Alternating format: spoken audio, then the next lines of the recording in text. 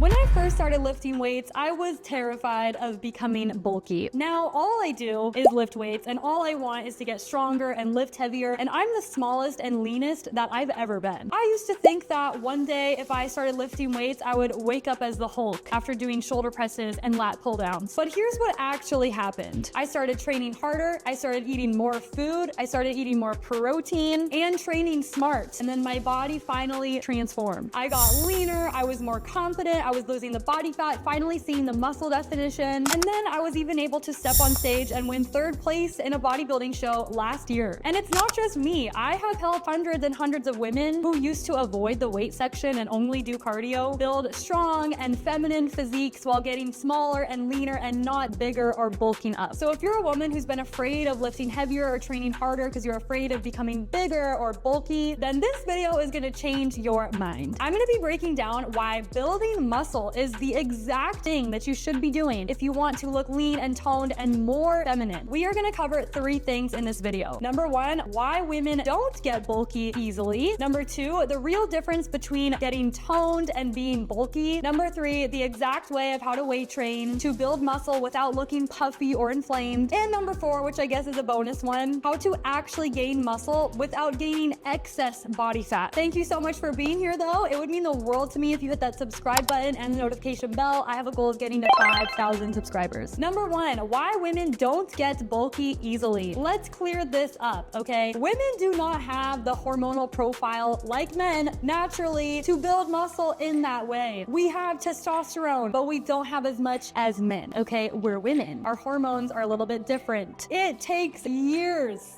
and years of consistent lifting and very dialed in nutrition and recovery and sleep and protein. A lot of things need to be in alignment for you to even put on muscle tissue, let alone in a way that you look big and bulky. And oftentimes it takes a little bit of PEDs for women to reach that level of bulkiness. Stop acting like you're gonna wake up looking like a manly bodybuilder after one lifting session. Trust me, girl, I am trying hard to build muscle right now and I still have a long ways to go. It is very hard. It's very challenging and it takes years and years and years to build muscle. I promise you, you would notice and realize if you're getting bulky, which you won't. My client Samantha though came into the program with the same mindset. She was doing hours and hours and hours of cardio a week and was afraid of lifting weights. She was also afraid of eating more carbs and she wanted to look leaner. But she knew that what she was doing wasn't working because she wasn't seeing the results that she wanted. But she got leaner and achieved visible ab definition, more toned, muscle definition everywhere by doing 0 cardio and only focusing on lifting weights 4 times per week with the plan that I created for her and eating more carbs. So sometimes it's the exact opposite of what you're doing right now to get to the goals that you want. Number 2, let's talk about what being toned actually is. Because if you want to be toned and lean, what you mean is that you need visible muscle definition and you also need a low body fat percentage to see that. The definition, the tone, the lines that you see on someone's body, it comes from muscle. You need muscle to look lean and toned. And building muscle happens from being in the weight room and strength training, not doing just cardio alone. Because you actually don't tone a muscle. You can either grow it or you can shrink it, but you don't tone a muscle. It's actually a myth, which is exactly how my client Sarah is looking lean. Okay, she's been in our program for over a year, and before the program, she was doing 6 days of cardio, running and cycling and trying to eat healthy and eat low calories, and nothing was working. But now she's doing 4 weight training days per week, only 1 day of cardio, and she got this transformation by cutting back on that cardio, focusing more on strength training, eating more food, not just eating less, but eating right, having the right macronutrients for her body and the right structured game plan. And now she has the muscle definition on her body and the lower body fat percentage to look lean and toned. Number 3, how to train to look lean. I was on TikTok the other day just scrolling away and I saw a video of this girl where she had her before video of herself and she said, me lifting heavy 4 to 5 times per week or something. And then the video cut to her after she had lost weight and then she had this amazing transformation. She looked really good. Like she was leaner, she lost body fat, she looked more toned. And then on it was like me doing Pilates and 15K steps per day or something like that. And there were so many women in the comments being like, yes, like, wow, weightlifting makes me so puffy. I get so inflamed when I lift weights. And I'm like, wow, it's time to educate you guys, okay? We have to understand that fat loss happens in a calorie deficit. So if you go from weight training to all of a sudden Pilates and then now you're losing fat, it's not because you switched match the exercise you're doing, it's because you're in a calorie deficit now. And because that video said she increased her step count goal to 10 to 15K steps per day, she was burning more calories throughout the day, and that is how she lost the weight, not from how Pilates is magic. If you increase your steps and you weight train and you're in a calorie deficit, you're gonna get smaller, you're gonna lose body fat, you're gonna lose weight from being in a calorie deficit. So no matter what exercise you do, if you're not in a calorie deficit, you will not lose fat. If you are in a calorie deficit, no matter what exercise you do, you will lose weight, lose fat, because you're simply in a negative energy balance. It's not really necessarily the workouts itself that put you in a calorie deficit. Yes, moving your body more can help you burn more calories throughout the day, but actually about 60% of your daily caloric burn actually comes from your BMR, which is you just laying on the couch, doing nothing, not moving. It's just your body maintaining itself. And then the next huge chunk is actually your NEAT, your non-exercise activity thermogenesis. These are things like walking throughout the day, getting more steps in, me moving my hands like this when I'm talking, doing house chores. In fact, the smallest piece of the pie, the smallest percentage of your caloric burn during the day is your EAT, your exercise activity thermogenesis. It's only about 10% of the calories you burn. So it's not necessarily about the exercise. It is about your diet, your nutrition, your BMR, and also making sure you are active outside of the gym too. Which is why that girl lost weight in the video that I was talking about, not because she switched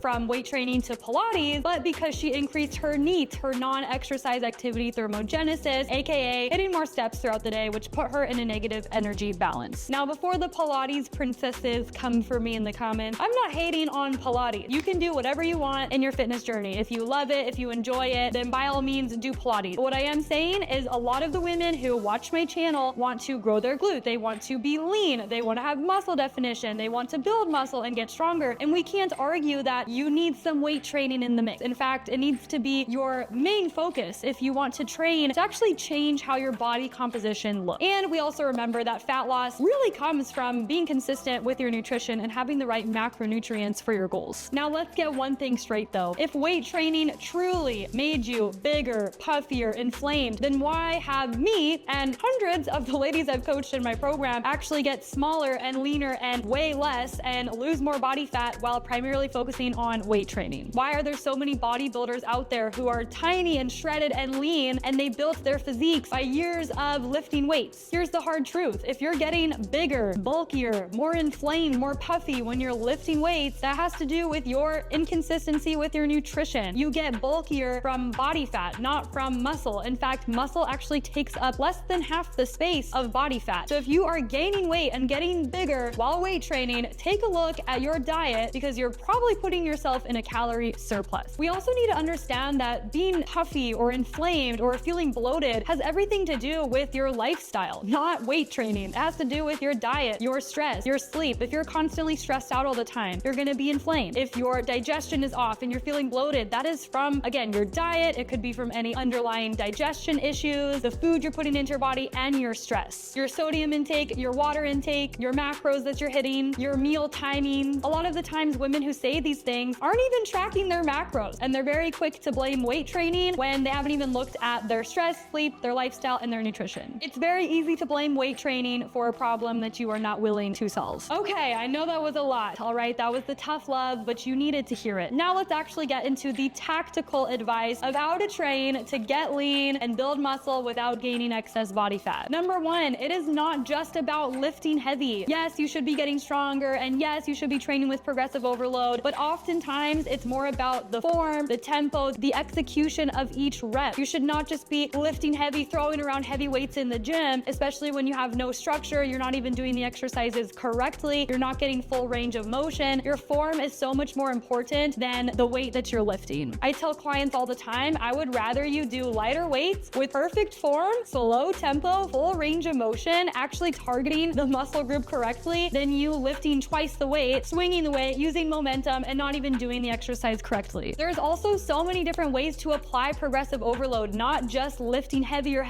all the time. In fact, there's gonna be some exercises where you just don't lift heavy anymore, like lateral raises. You're not gonna be doing 50 pounds of lateral raises. You're gonna have a weight that you probably hit your max, but over time, as the years go on, your form gets better. You perform the exercise better each year. Number two, you cannot decide where you want to lose fat, but you can decide where you want to build muscle. So you cannot spot reduce fat. when you are training in the gym and you're doing ab exercises or you're doing tricep push downs because you want to get rid of your bingo wings, you're not actually targeting fat in those areas. You are targeting muscle, which is great. We want to build muscle in those areas, but you cannot target where you want to lose body fat. However, we can use this to our advantage because if you want an hourglass figure, you can actually train that way, a specific way in the gym to change your body composition and actually create the illusion of a smaller waist. If you train up your lats, your shoulders, your quads, your glutes, the muscles that surround your waist, if you build these muscles up, it actually makes your waist appear smaller. That's how you can build that X frame or that hourglass figure, and muscle actually adds more shape to your body. Number 3 is recovery. Some of you ladies need to hear this right now. More workout does not mean better. Now, if you're going from not working out at all, then of course you need to do more workout. But a lot of you out here are doing 6, 7 workouts per week. You're training for 2 to 3 hours per day. You're doing way too much volume. And that used to be me. I used to do 6 workouts per week, tons of cardio, 10K steps per day, sprints, like all in one week. I was doing way too many things. And more does not always equal better. Your recovery is just as important as your training days. In fact, my body looks better. I am leaner and my physique looks better now when I'm training less, only doing 4 workouts per week with 0 cardio, eating more food, than when I was training 6 days per week and doing low calories. Number 4, nutrition, nutrition, nutrition. Too many of you women are focused just on the workouts part. Maybe you've got that part down. You love to work out, you're exercising, whatever, but you're not even tracking your macros. You're not consistent with your nutrition. I'm sorry, but no matter how many workouts you do, you are not going to see results if your macros are not on point. So track your macronutrients. Don't just play a guessing game. Don't just try to eat healthy or be mindful. That's not enough if you really want to get lean and build muscle. You do not need to track macros forever, but the education and the skills and the knowledge that you learn from tracking macros will stay with you forever. And I've been tracking macros for about 6 years now, and I absolutely love it. It has taught me so much about nutrition. I never have to guess how much to eat or what foods to eat, and I can look at food differently. I know how to navigate meals out and social events, and when I go on vacation and travel, I know how to maintain my results because I've been tracking macros for so many years now. Number 5, sleep and stress. This is not talked about enough. Sleep is so important. Whether your goal is to build muscle, lose body fat, whatever it is, you really need to aim for at least 7 hours per night, but 8 hours is optimal. And not just for changing your body composition, but just being an overall healthy human, you need to get your sleep. And stress. It is crazy how much stress can really impact your mental health, your mindset, and your progress in your fitness journey. If you are constantly stressed out, your body's more inflamed, not only are you more irritable all the time, you're not in the best headspace to stay consistent and driven and positive, but your body will actually start manifesting the stress in different ways. It can show up in gut issues, being bloated all the time, IBS symptoms, headaches, and you're even more prone to injury in your workouts if you are constantly stressed out all the time. So make sure you do manage your stress. This is why we teach our clients how to do a mindfulness routine every day, whether that is starting your day with God, doing some prayer, spending time in the Word, listening to a podcast, whatever it is to get you in a good headspace, and having those outlets to actually work on your mental health too, which is also why we have a licensed therapist on our team inside of Align Fitness, where our clients get to get help from a licensed professional in this area too. And number 6, if you want to build muscle without gaining excess body fat, is you may need to do a reverse diet. This is actually the opposite of traditional dieting, where you're lowering your food. You're actually increasing your food over time, and it's probably what you need to do if you've been on this journey for maybe 1 to 2 years and all you've done is very restrictive, low calorie diets. You're not making progress. You want to build muscle. You feel like you're barely eating, but you're still not making any progress. Sounds like you probably need to reverse, and it's different than a bulk. It's not a bulk. It's not doing like a huge surplus of calories. It's a reverse diet. It's something different. So if you've never heard of it, then I want you to click on this next video here, because I actually explain exactly how to reverse diet, what it is, who it's for, what to do during it, how to do it properly, and what to do after your reverse diet. And it may just be the secret to your success and all the answers that you've been searching for. So click on this video here, and I'll see you in the next one.